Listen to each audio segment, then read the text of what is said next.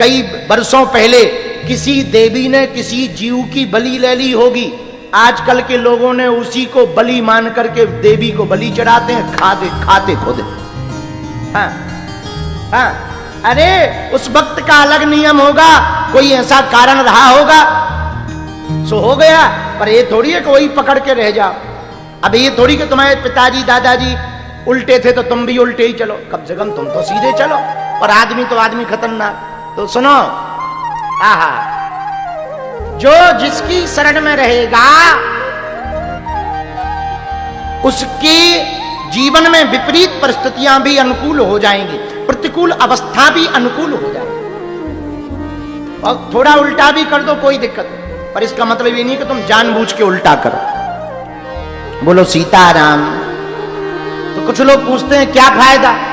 सब चीज फायदा के लिए नहीं होती, कुछ बिना फायदा के लिए भी करना चाहिए। रामचरितमानस का एक प्रसंग है, आहा हा, बड़ा प्यारा प्रसंग है। दो पात्र हैं रामायण के, एक जटायु जी, एक अंगद जी। जटायु जी रावण से लड़े पर हार गए, पराजय हुई, पंख कट गए, नीचे गिर गए। ये तो आपको पता ही होगा, सबने सुनी कथा कि नहीं? पंख कट गए, नीचे गिर गए। जटायु जी रावण से लड़े पर हार गए। क्यों हार गए? क्योंकि जटायु जी अपने बल पर लड़े, इसलिए पराजय हो गई। अंगद जी लंका में जाकर जानकी माता को दांव पे लगा देते हैं कि रावण हमारा पैर जो उठा ले, और यदि कोई उठा दे तो हम तुम्हें वचन दे रहे, मानो राम जी ने जानकी माता को हरा दिया। हम जानकी माता को दांव पर लगा रहे हैं। तो किसी ने अंगद जी से कहा कि तुमने राम जी से पूछी है कि आपकी देवी जी को यानी श्री किशोरी जी जानकी जी को हम दांव पे लगा रहे हैं और वहां पे जुआ खेलेंगे, दांव लगाएंगे। क्या दांव लगाएंगे? बोले हम पैर जमा देंगे, और कोई पैर जमाए उठाए तो मानो जानकी जी रावण की हो गई, ना उठा पाए तो तुम शरण में आ जाओ। अंगद जी बोले पूछा तो हमने है नहीं। बोले फिर कैसे तुमने दांव लगा दिया? अंगद जी बोले प्रभु के बल पर। अपने बल पर हमने दांव नहीं लगाया, प्रभु श्री राम के प्रताप के बल पर हमने दांव लगाया है। अंगद जी कहते हैं भैया समझो राम प्रताप कपि कोपा। हमें राम जी के प्रताप का बल पता है कि यदि राम जी के नाम से कोई काम कर दिया जाए तो पराजय हो ही नहीं सकती। हुआ भी वही। लंका के बड़े बड़े मल्ल, बड़े बड़े योद्धा अंगद जी का पैर हटाने आए पर टिस का मिस ना कर पाए। स्वयं रावण चरणों में जब झुका तो अंगद जी ने पैर हटा करके कहा, रावण जैसा तू हमारे चरणों में झुक गया, ऐसे यदि तू राम जी के चरणों में झुक जाए तो तेरा बेड़ा पार हो जाए। तो किसी ने अंगद जी से कहा कि अभी तो तुमने शर्त लगाई थी, अब रावण आया तो पैर क्यों हटा लिया? अंगद जी बोले कि हमने हार जीत के लिए थोड़ी शर्त लगाई थी, रावण को झुकाने के लिए लगाई थी। ऐसे ये झुकता ही नहीं। और सच में रावण कभी नहीं झुका, पूरी जिंदगी में कभी वो झुका ही नहीं है, हमेशा अकड़ के ही रहा। और जो अकड़ के रहे वही तो रावण। भैया बुरा ना मानना, झुकते वही हैं जिसमें जान होती है, अकड़ तो एक मुर्दे की पहचान है। तो रावण झुका नहीं। अंगद जी बोले हमने तो झुकाने की कला निकाली थी कि झुक जाए।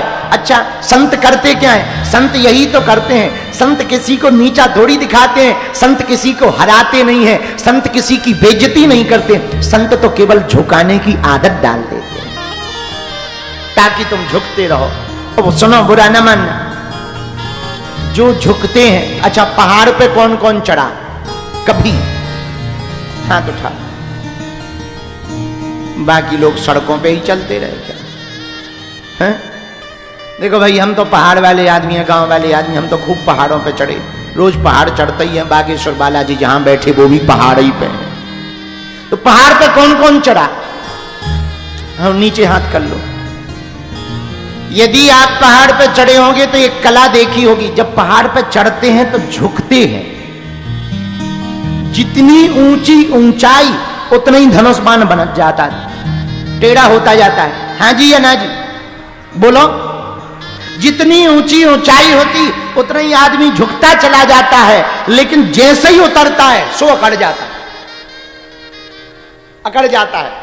तो जो झुक गया हो समझ जाना ये ऊपर चढ़ रहा है, और जो ऐसा हो जाए समझ जाना ये नीचे उतर रहा है। जो उपलब्धि पाने के बाद, पद पाने के बाद, गद पाने के बाद, नाम पाने के बाद, ऐश्वर्य पाने के बाद, कृपा पाने के बाद यदि झुक जाए तो समझना रोज ऊपर चढ़ रहा, और कोई ऐसा हो जाए समझ जाना भाई साहब नीचे आ रहे हैं।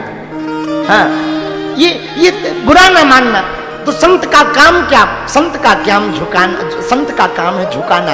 किसके चरणों में? अपने चरणों में नहीं, भगवान के चरणों में झुकाना। लेकिन इस बात का आशय पूरा निकल आया, जो अपने बल से लड़ा वो तो पराजय को प्राप्त हुआ, लेकिन जो भगवान के बल से लड़ा वो विजय को प्राप्त हुआ।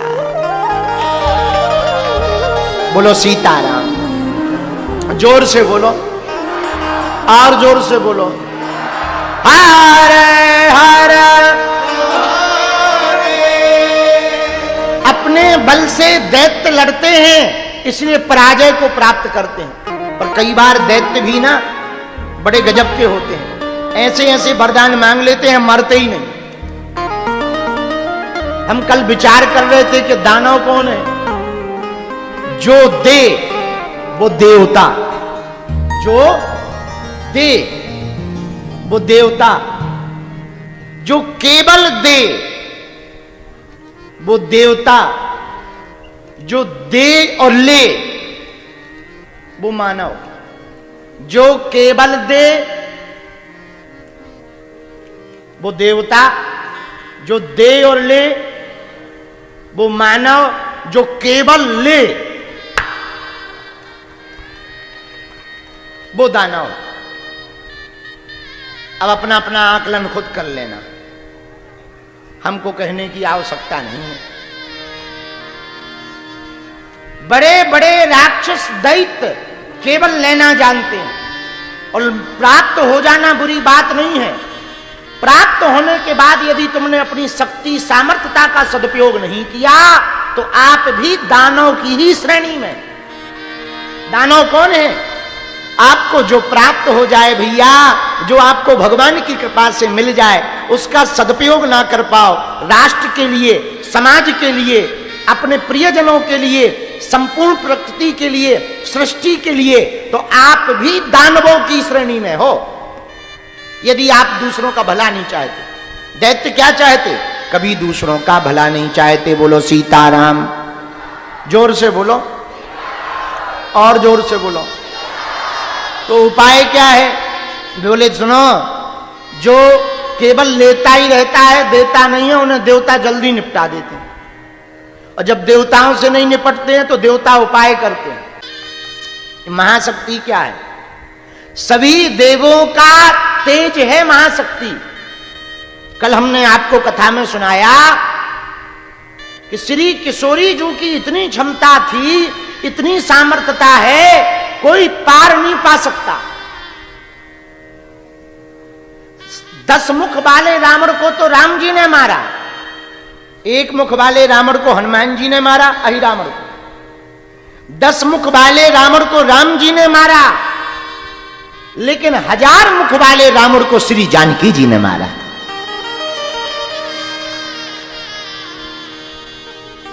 और बिना शक्ति के जीवन अधूरा है। जैसे किसी गाड़ी में उसका जो चेचस होता है, चेचस जानते हो हैं? उसको अंग्रेजी में बॉडी कहते हैं। गाड़ी का चेचस बॉडी खूब बढ़िया हो पर इंजन ना हो तो क्या चलेगी गाड़ी? बोलो, अरे जोर से बोलो। जैसे बिना इंजन के गाड़ी नहीं चल सकती, वैसे ही देवता भी बिना शक्ति के नहीं चल सकते। अरे देवताओं की तो छोड़ो, हम लोगों का शरीर भी बिना शक्ति के नहीं चलता।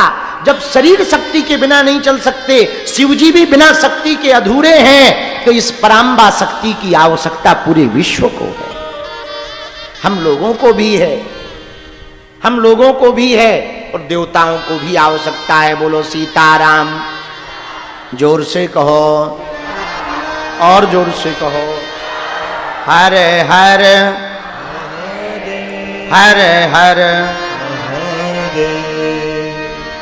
एक बात और हम कहना चाह रहे, फिर हम भगवती का एक चरित्र सुनाएंगे। किसी ने हमको प्रश्न भेजे हैं, उन प्रश्नों पर कल हमने 2 प्रश्नों पर चर्चा की कि मां का नाम दुर्गा क्यों पड़ा और नवरात्रि में जवारे जौ क्यों बोए जाते हैं, इसका रहस्य बताया।